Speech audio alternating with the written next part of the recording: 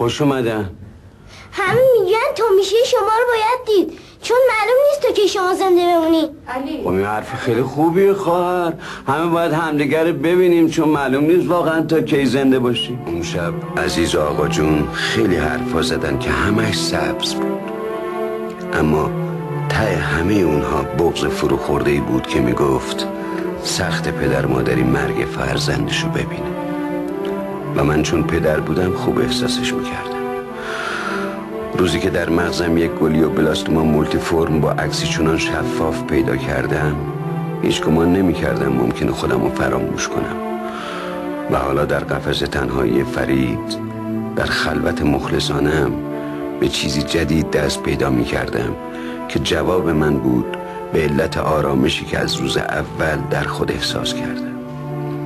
ترس و نگرانی اطرافیانم که همه از محبت بود و عشق به من اجازه نداده بود که فرصتی برای پیدا کردن خودم و ترسام به دست بیارم. من میدونستم که مرگ به سراغ خانه سبزم خواهد آمد، نه یک بار بلکه به تعداد افراد خانه.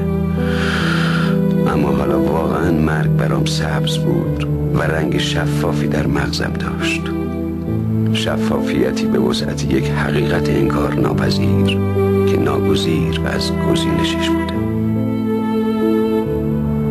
میترسی رضا؟ اگه بگم نه، اگه دروغ گفتم من عمل کنم.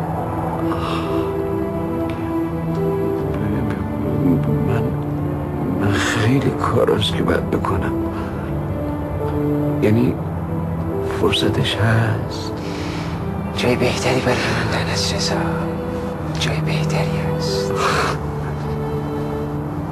میدونم. میدونی رضا،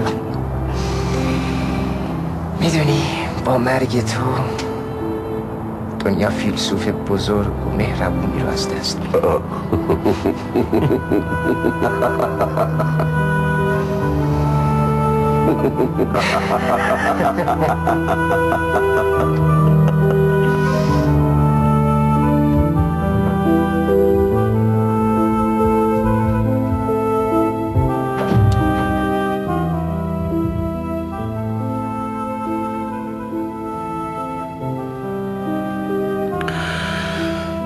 و در آخر سفرم در خانه سبز پا به جایی گذاشتم که همه خاطره هام از اونجا بود. سلام، خسته نباشی. سلام. حالا دیگه آخر سفرتو میذاری برای من؟ اهمیتی یا مردن؟ درسته که مرگ حقه، درسته که هرچی تقدیر آدم باشه همون اتفاق میفته، ولی شاید تقدیر تو این نباشه. رفتی و من همه این مدت اینجا تنها نشسته. حالا این وقت شبی اومدی میری بالا و پایین و این طرف و اون طرف که چی بگی؟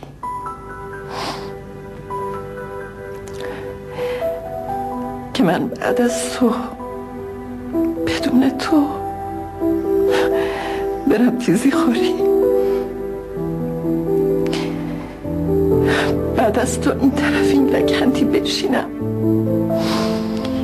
و یا بعد از تو این خونه و یا انتظار چی میگیزا اون که میمونه رفیق نمیراه. توی خانم وکیلی